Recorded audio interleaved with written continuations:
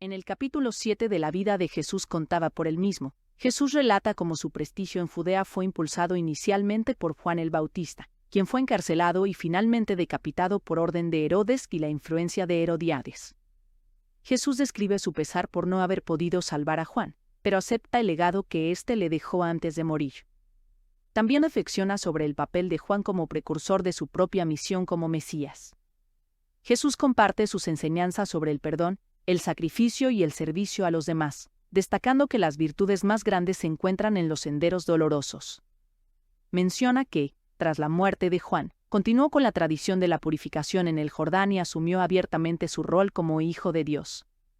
Jesús también reflexiona sobre los milagros atribuidos a él, como el de la multiplicación de los panes y los peces, y aclara que estos relatos fueron distorsiones de la realidad, afirmando que su misión no fue alterar las leyes de la naturaleza, sino enseñar la verdad espiritual. Finalmente, concluye con una oración, enseñando a sus seguidores a pedir a Dios que los ayude a superar las pruebas del mundo y a encontrar consuelo en las recompensas espirituales. El prestigio del Mesías en la Judea fue debido al Bautista, quien fue después encarcelado por sus reproches en contra de los vicios de la corte de Herodes y decapitado al fin por influencia de Herodíades. Jesús nada pudo hacer en favor del mártir. El prestigio en la Judea lo debía a la personalidad de Juan. Es evidente que a no haber mediado la muerte de Juan, Jesús no habría conseguido influenciar las masas para que lo siguieran en un país donde las masas honraban al piadoso cenobita. Y por otra parte, está probado por ello que la celebridad de Jesús hubiera quedado circunscripta entre la protección del Maestro y la dulce afectuosidad de algún discípulo, si Juan hubiera conservado por más tiempo su prestigio en la Judea. Mas, por efecto de la voluntad divina, la muerte de Juan vino a favorecer la misión de Jesús. La pérdida del apóstol era fácil el preverla en vista de su extraña predicación, mas el género de muerte que le impuso una mujer escandalosamente deshonrada hizo esta pérdida más cruel para los amigos del mártir. Juan fue arrestado y encarcelado por orden de Herodíades, que se había casado con Herodes, a causa de un delito. Desde su prisión, Juan, que podía comunicarse con sus discípulos, me mandó muchos de entre ellos para darme a conocer su penosa situación y confiarme el poder que tenía en la Judea. Mis apóstoles acogieron con frialdad a los discípulos de Juan. El relato de los sucesos y la aprensión por una suerte igual para mí a la del Maestro les causó estupor y despertó en ellos un vergonzoso egoísmo. Desconociendo la fraternidad del dolor, desprovistos de esa elevación en la fe, que más tarde conquistaron, me suplicaron todos que renunciara al encargo que Juan quería confiarme y que permaneciera como un espectador neutral en una tragedia cuyo desenlace no podría ser cambiado de manera alguna por mi influencia. Asustado por las consecuencias del arresto de Juan, desesperado por el probable fracaso de mis tentativas, pero resuelto a ensayarlas, y fuerte, sobre todo por el legado que me dejaba el apóstol de Dios, me encaminé con los discípulos del prisionero para colocarme en las condiciones de poderlo servir y para recibir sus últimas instrucciones. Mis apóstoles y los discípulos de Juan tenían la misma fe, pero estos últimos, endurecidos por las privaciones mayores, exaltados por más fuertes tensiones de espíritu, tenían que superar a los míos en todas las circunstancias de extremo infortunio y de fulminante adversidad. La cólera de Jesús prorrumpió en amargos reproches. Él llamó viles y perjuros a los malos servidores de Dios, a los que faltan a la delicadeza, al honor, a la amistad, y predijo el abandono y el aislamiento de su alma a los que los llamaran con el miedo y la fuga. Mas la cólera de Jesús tenía que calmarse en la soledad, porque una elevada manifestación le inspiraba palabras como estas: «Perdónales, Dios mío, puesto que no me conocen. Sosténme porque tú eres el solo fuerte. Defiéndeme en contra de la fatiga, en contra de la irritación, en contra de la desesperación, y consolida mi voluntad que vacila. Tú eres mi único refugio, tú eres mi sola esperanza».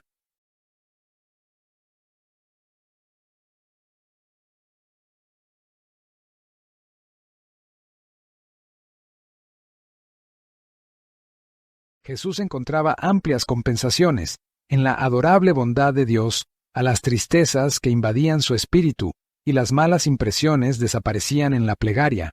Hermanos míos, el más bello de los heroísmos humanos es el olvido de sí mismo para llevar a otros la palabra de paz y de consuelo.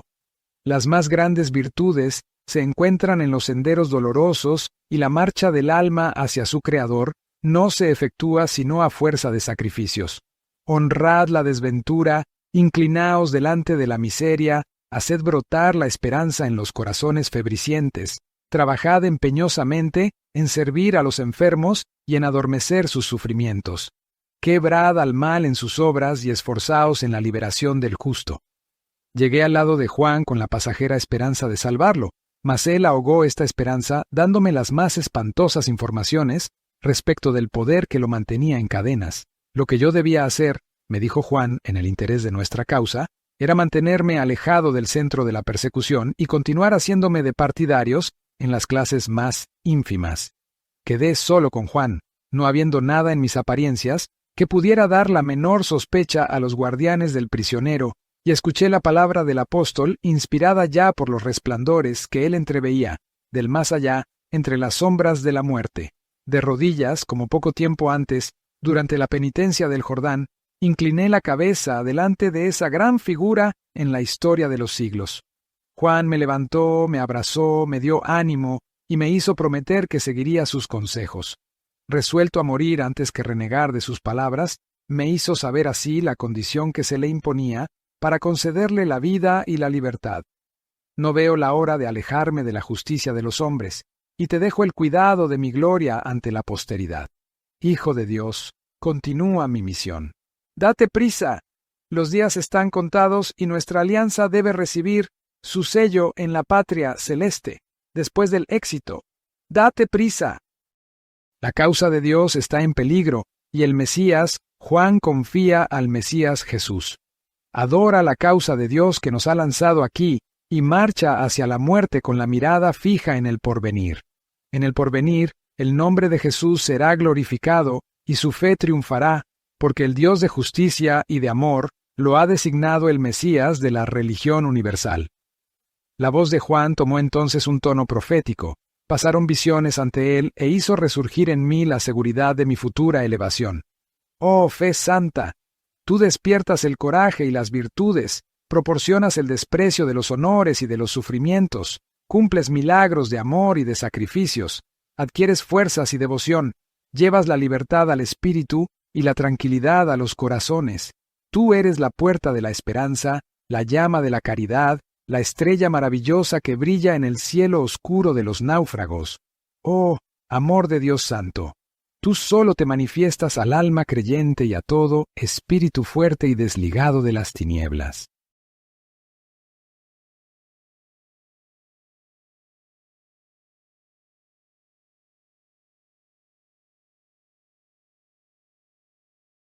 Oh, Dios mío, haz fácil la fe a los hombres que escucharán estas palabras y manifiéstales todo tu amor. La paciencia de Juan no se desmintió, pues él recibió la muerte con la tranquilidad que da la fe. Habiendo quedado solo después de la muerte de Juan para dirigir a los hombres en la nueva creencia, yo recobré fuerzas en el recuerdo de las brillantes promesas de mi amigo y reuní los principios de su severidad para los pecadores con una moral cuya base era la fraternidad. Engrandecido por la fama del solitario, seguí la costumbre de la purificación en el Jordán, tomando abiertamente el título de Hijo de Dios y dejando a Juan el nombre de precursor que él había tomado espontáneamente. Designando la habitación de mi Padre en el cielo, presentaba esta imagen con colores que convenían a los hijos de la tierra de ese tiempo. Hoy no podría decir más. El cielo y el infierno. Las puertas del infierno no prevalecerán en contra mía. La muerte es eterna para el pecador. El demonio lo arrastrará a un abismo sin fondo y no lo verá jamás a Dios, porque él lo habrá maldecido y porque la luz no penetrará en el infierno. La luz es Dios. El demonio reina en las tinieblas y el réprobo lanza gritos de angustia, llamando a Dios, el que permanecerá, no obstante, eternamente sordo a ellos.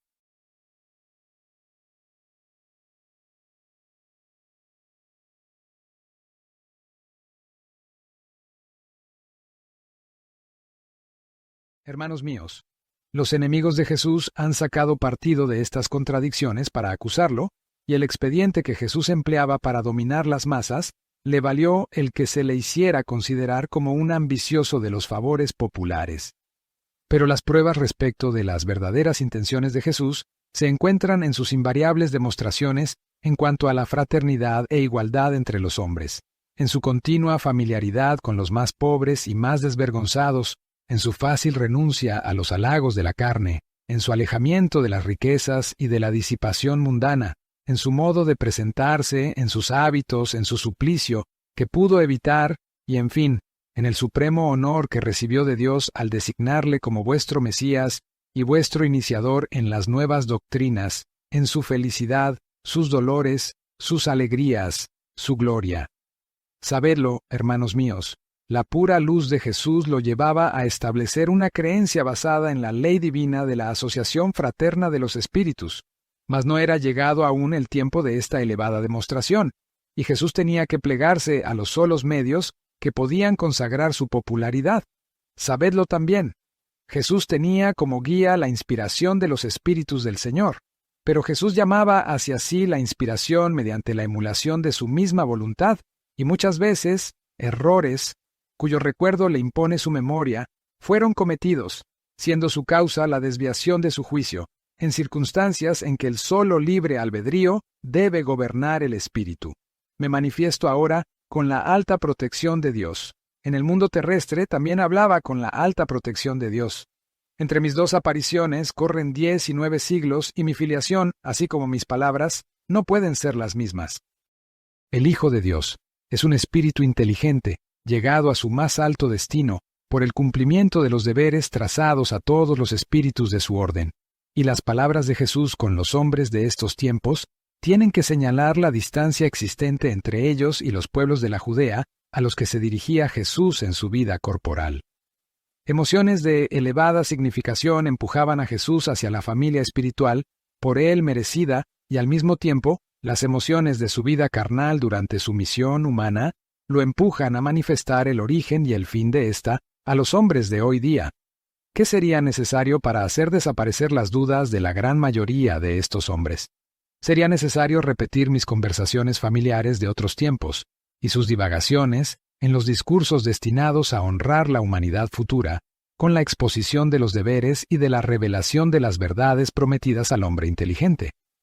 Sería necesario humillar más aún mi naturaleza y descender al nivel de las manifestaciones de los espíritus que permanecen en la atmósfera material, en donde su puesto les está señalado desde larga fecha. Sería necesario ofrecer pormenores sobre los acontecimientos futuros y hacer un empleo vergonzoso de la gracia divina, destinándola a manifestaciones tontas. Sería necesario obligar la fe de la humanidad con un milagro auténtico y arrojar el relámpago de la llama sobre la revelación, de la que yo soy el mensajero.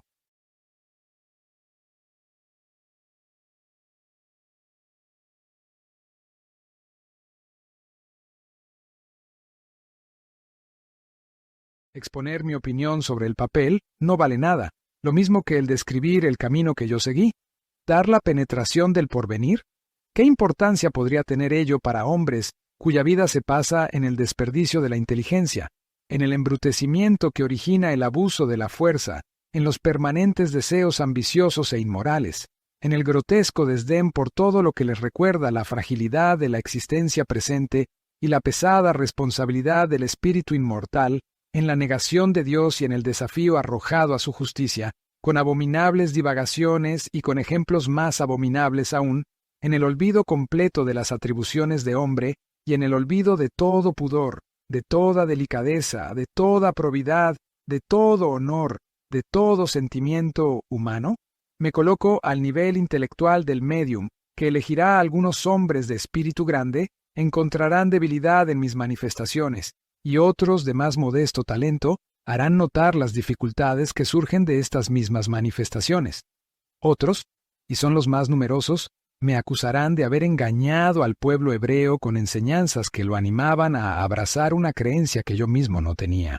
A ello contesto: en casi todas las circunstancias de mi vida, recabé mi coraje del convencimiento que tenía de los favores divinos, y era necesario hacerme digno de esos favores con un desprendimiento completo de los goces de la familia y de toda ambición propia del hombre. Tenía que sostener luchas para llegar al estado que yo deseaba, pero la firmeza de mi fe tenía que triunfar, porque Dios era mi apoyo y el premio a que aspiraba.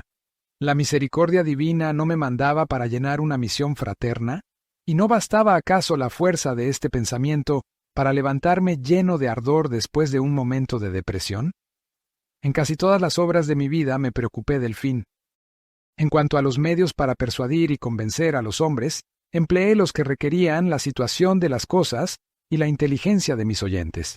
Convencido de la asistencia de los espíritus de Dios, no podía asociar esta definición con los dogmas fundamentales de la ley judaica, puesto que los sacerdotes, cuya arrogancia estaba de acuerdo con su poder, vigilaban para el fiel cumplimiento de la ley, y que estos sacerdotes me habrían hecho morir antes de la hora establecida, antes del cumplimiento de la obra, si hubiera empezado demasiado pronto la siega de la mies del Señor.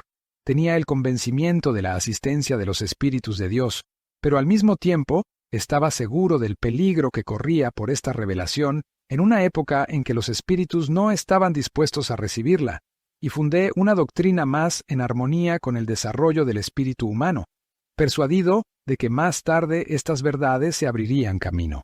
Tenía el convencimiento de la asistencia de los espíritus de Dios, pero en Jerusalén, los amigos míos que tenían mi misma creencia se habían negado a sostenerla en público. Ello no significaba más, sin embargo, que un rejuvenecimiento de creencias. Ello a pesar, sin embargo, de que las revelaciones se encuentran en el orden natural de las fuerzas humanas y de las fuerzas espirituales, de los designios de Dios y de los senderos abiertos por la providencia. Mas en este mundo de errores y de falsos profetas, ¿cuántos obstáculos tienen que vencerse para demostrar la verdad? ¿Cuántos vicios y cuántos desvaríos se oponen a las nociones traídas por la virtud y por la razón?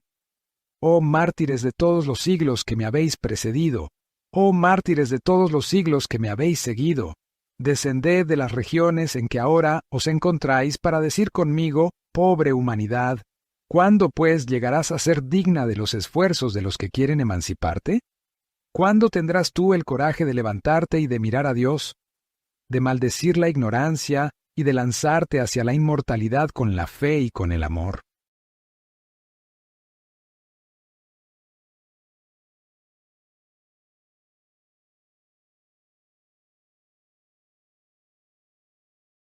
Hermanos míos, la vida de Jesús tiene que ser explicada por Él mismo para borrar las dudas que existen todavía respecto de su naturaleza y de su sinceridad. Jesús lo dijo: «Fue el apóstol de Juan y después de la muerte del solitario, busqué de reunir los antiguos preceptos con los que le dictaba la alta inteligencia de los mundos, el amor fraterno, la solidaridad humana, la justicia y la misericordia de Dios». Tales eran los dogmas establecidos por Jesús. Mas, para predicar estas cosas con algún desarrollo, era necesario romper con los dogmas antiguos, con la idea de la creación de un solo mundo, la dependencia del alma con relación al infierno, la condenación eterna, el poder del demonio, las demostraciones pueriles, los sacrificios impíos. En una palabra, era necesario destruir y reconstituir, y no tenía yo el tiempo ni los medios para llevarlo a cabo. En mis conversaciones con Juan había quedado convenido que arrojaríamos la semilla en medio de la gente plebeya y que el título de Hijo de Dios serviría para atraer a las masas en el porvenir, para que mi misión fuera provechosa e inmortal. La doctrina de Jesús tenía que apoyarse sobre el prestigio de la filiación divina, con el propósito de que ella quedara absolutamente establecida y religiosamente observada a fin de humillar todas las miserias morales. ¿Podía acaso el Mesías Jesús lanzar el anatema en contra del poder y de la dureza de los ricos? No. Las turbas, tantas veces engañadas por las apariencias de la virtud, no habrían admitido la moral del pobre Nazareno y lo habrían acusado de envidiar a los mismos que él señalaba para desprecio de los adoradores de Dios. ¿Podía acaso el Mesías Jesús lanzar el anatema en contra de la esclavitud y de la justicia humana? No, puesto que la muchedumbre no hubiera comprendido a un hombre que intentaba derrumbar las instituciones hasta entonces respetadas. Mas lo que el Mesías Jesús no podía intentar, podría intentarlo el Hijo de Dios, y el porvenir recompensaría a Jesús por la derrota y contrariedades de su vida presente. Al Hijo de Dios le correspondería el decir: «Mi reino no es de este mundo. El cielo y la tierra pasarán, pero no pasarán mis palabras. Permaneced en la paz del Señor, caminad dentro de sus leyes, y creed en la resurrección de los espíritus. Pedid y se os dará, la mano de Dios es sin fin y su amor es inmenso. Bajad hasta el fondo de vuestros corazones, y arrojad de él todo lo que tenga de impuro. Las impurezas corrompen el corazón y el alma. Sembrad, destruid la mala hierba. Yo os lo digo, hombres de buena voluntad. Los que habrán sembrado aquí, recogerán en otra parte. Os lo digo aún, abandonad los bienes de la tierra, puesto que los ricos no entrarán en el reino de mi Padre, mas entrarán los que todo lo habrán dado para seguirme. Mas entrarán los que habrán comprendido mis palabras y las pongan en práctica.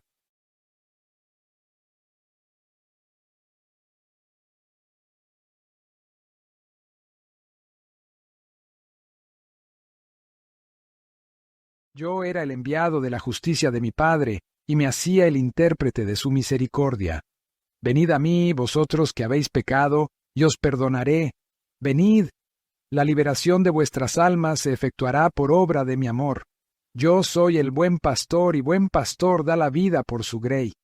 Yo soy la fuente del consuelo, y a mi lado no se deben temer los peligros, porque Dios está en mí, y yo estoy en él. Seréis arrastrados por los espíritus de las tinieblas hacia la muerte del pecado. Mas yo soy la luz, la verdadera luz hasta la consumación de los siglos. Id, decíales a los pecadores, id y no pequéis más. El Señor os perdona por mis labios, puesto que yo soy su Hijo predilecto, y todo lo que yo perdone en la tierra será perdonado en el cielo. Soy el intérprete de mi Padre y del vuestro, porque la patria celeste es mi patria. Vine para traeros la verdad, para que la verdad sea conocida de todos los hombres en el presente y en el porvenir. Dios conoce vuestros más secretos pensamientos. Rogad, pues, con pureza de corazón para que vuestras oraciones sean oídas. Practicad el bien en las sombras y que vuestra mano izquierda no sepa lo que ha dado la derecha. No imitéis a los hipócritas que levantan los ojos al cielo y tienen una cara escuálida, para demostrar a todos que oran y que ayunan. Pero cuando vayáis a la sinagoga, tomad una actitud modesta, y entrad con el alma libre de toda venalidad y desligado de todo rencor. Cuando deis expansión a vuestro espíritu y a vuestro cuerpo con el descanso, y en medio de las distracciones, haceos fuertes en contra de todo lo que sea bajo y grosero, porque ello desarrollaría en vosotros las tendencias bestiales y harían retroceder vuestro espíritu.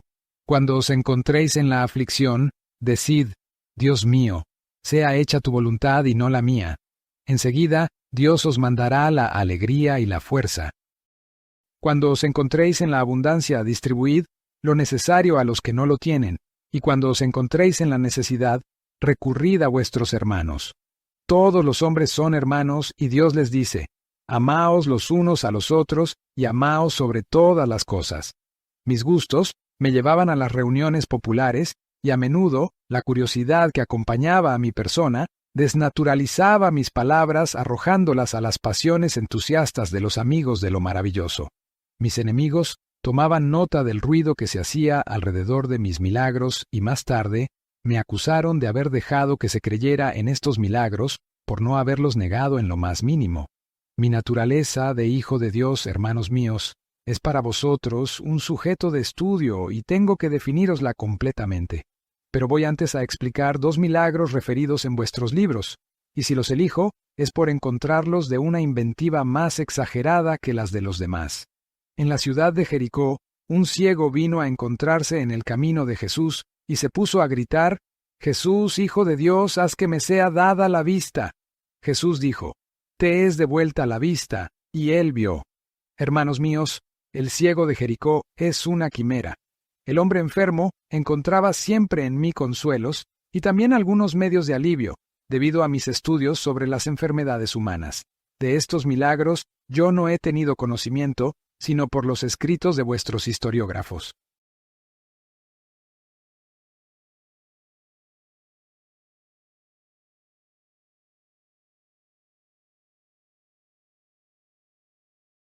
El cuento de los 5 pescados y de los 2 panes multiplicados y distribuidos entre muchos miles de hombres dejó perplejo mi espíritu al ver tan grande tontería humana.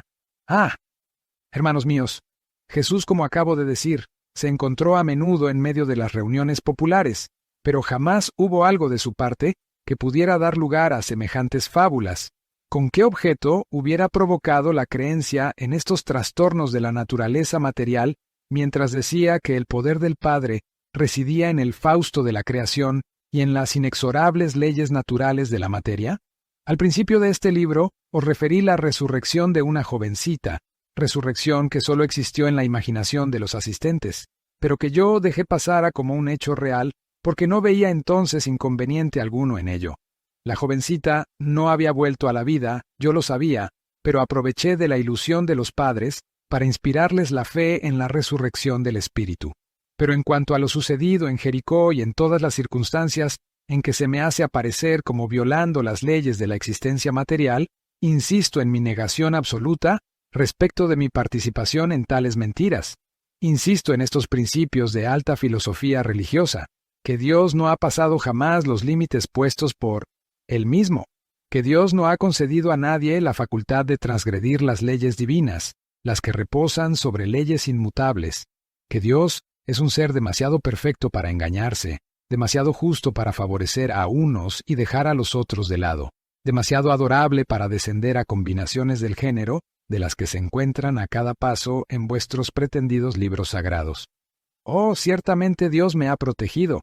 Sí, Dios me ha empujado hacia el porvenir para que fuera la luz y el guía de éste. Pero no siempre fui digno de este honor, y es porque llegué a ser lo que pude preceder a la humanidad. Enseguida, bajar desde esa luz hasta la humanidad para bendecirla con mi sangre y emanciparla con mis palabras.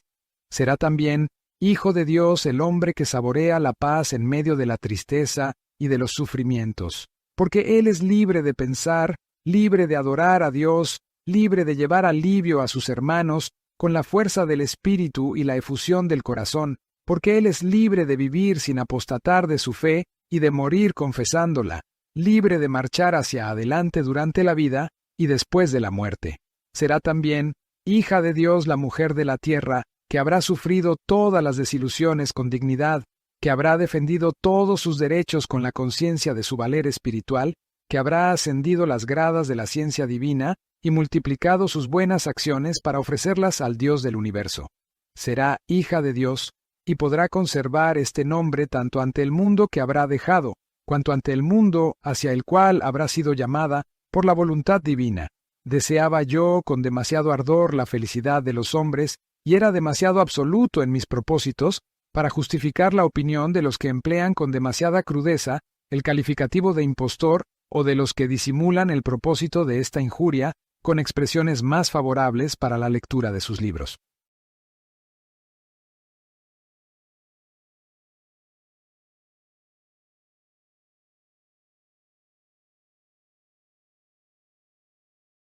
Tomando el nombre de Hijo de Dios, sabía que tenía el derecho para hacerlo. Adelantándome hacia el abismo, sabía que había caído en él.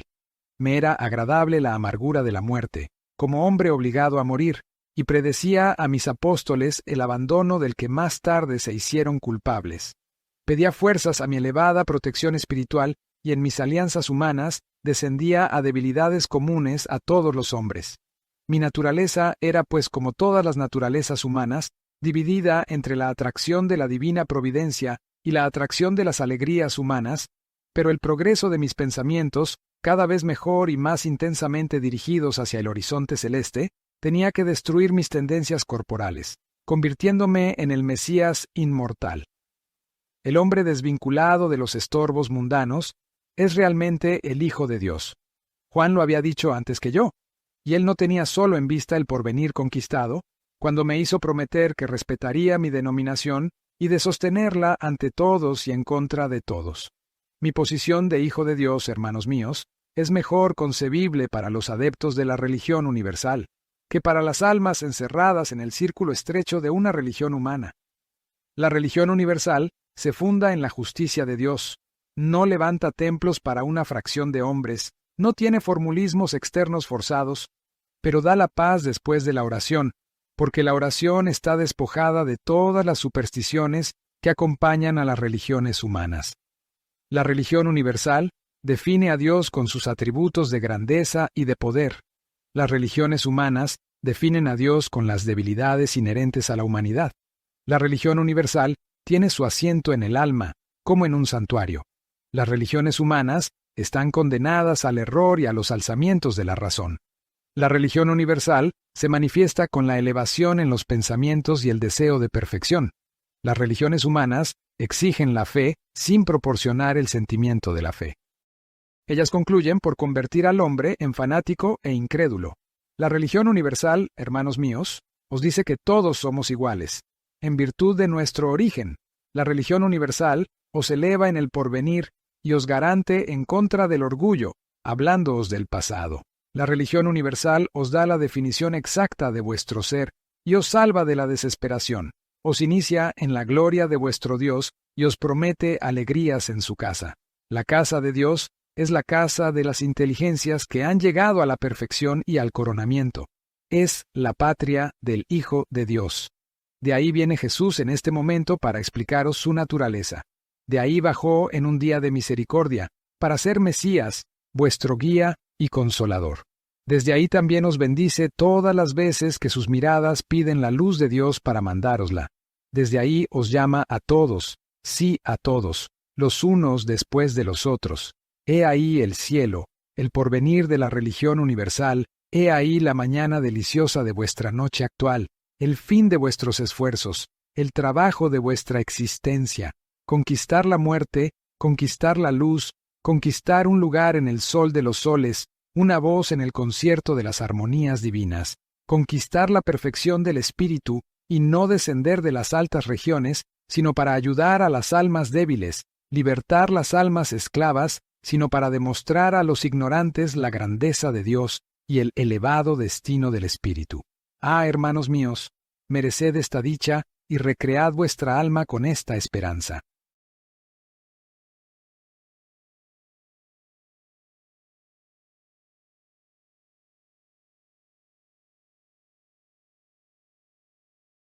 Durante varios siglos, después de la última humillación de su espíritu, Jesús asistió a los procederes contrarios a toda ley divina de los depositarios de la autoridad religiosa, y si no impidió estos excesos, es porque Dios deja a cada uno la responsabilidad de sus acciones delante de su justicia, es porque Dios confirma sus leyes no interviniendo en el ejercicio de la libertad individual.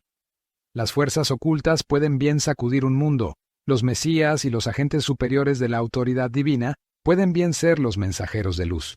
Pero la lucha es siempre ruda, y la materia resulta la más fuerte. La materialidad apaga el sentimiento de espiritualidad en los mundos inferiores, del mismo modo que la espiritualidad apaga la materialidad en las altas regiones. Por todas estas razones, no pudo poner freno al comercio que se hacía de su doctrina, y tuvo que oír sus falsas definiciones, contemplar los delitos y las abominables venganzas, con el alma inmovilizada por la voluntad divina. Hermanos míos, mis queridos hermanos, bendecid el pensamiento misericordioso que me manda nuevamente entre vosotros. No preguntéis a Dios sus secretos, mas aproximaos al fuego de su amor, al fulgor de su luz, a la inteligencia de su naturaleza, y desprendeos lo más posible de las tendencias de la naturaleza carnal. La naturaleza carnal os arrastra hacia amores deshonestos, a ambiciones rastreras, a cálculos delictuosos, a demostraciones hipócritas, a alegrías humillantes para el alma y a la pérdida de vuestra dignidad espiritual.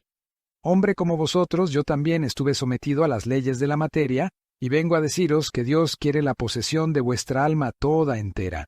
Acumulad tesoros para el porvenir en Dios y despreciad las riquezas terrenas. Destruid vuestra ambición por los honores humanos y mereced los celestes.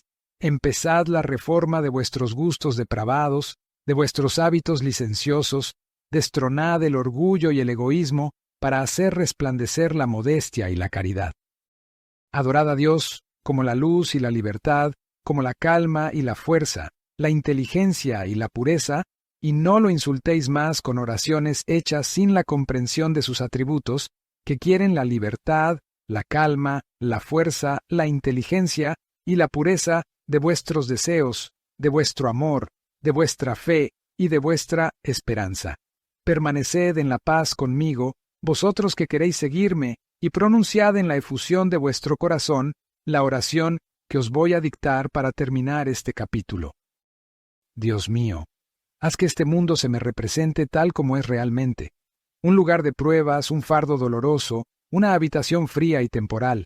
Mas endulza las amarguras de la prueba, aliviana el fardo, con el concurso de las almas hermanas de la mía, y descubre a mis miradas el cuadro deslumbrador de las fastuosas recompensas, debidas a la eterna gravitación de los espíritus, para conquistar la espiritualidad pura en tu aureola y en tu gloria. En mi 8º capítulo empezaré a tratar la cuestión de la dependencia de los espíritus de la tierra y de su desmaterialización.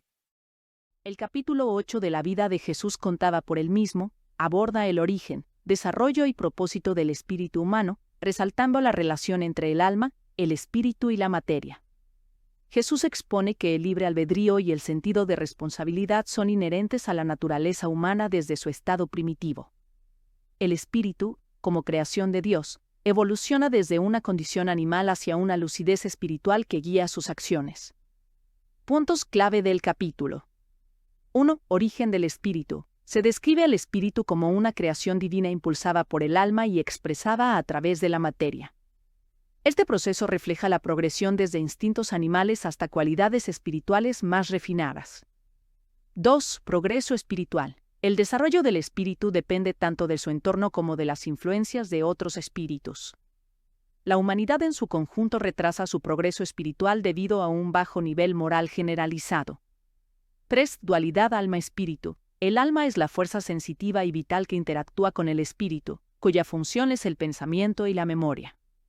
Este último permite el aprendizaje y el progreso moral e intelectual. 4. Lucha espiritual. El espíritu enfrenta desafíos al tratar de superar los instintos carnales y abrazar valores espirituales. La victoria en esta lucha asegura un crecimiento en sus capacidades y una conexión más profunda con las verdades divinas. 5. Memoria y evolución. La memoria espiritual influye en el avance del hombre, al conservar los aprendizajes de vidas pasadas y motivar el progreso en la vida actual. 6. Intervención de la gracia divina. Jesús destaca la importancia de la gracia, como un don divino que permite a los seres humanos conocer su origen y destino, facilitando su progreso espiritual. El capítulo concluye enfatizando que todos los espíritus están llamados a superar las limitaciones materiales, descubrir el poder divino y avanzar hacia una existencia más elevada. La verdadera religión universal se basa en la transformación espiritual, liberándose de los vicios carnales y abrazando las virtudes del alma divina.